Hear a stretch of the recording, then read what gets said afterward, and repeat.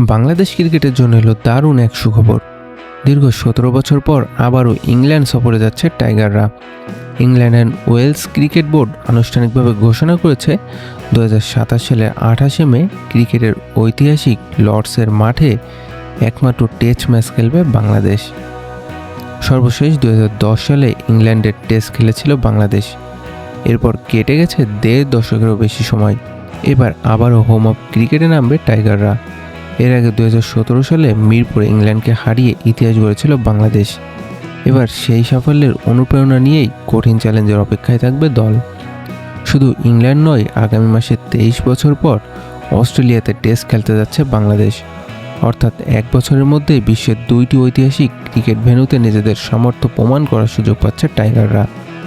এদিকে 2027 সালে বাংলাদেশ নারী দলও ইংল্যান্ড সফরে 3টি টি-20 ও 3টি ওয়ানডে ম্যাচ খেলবে।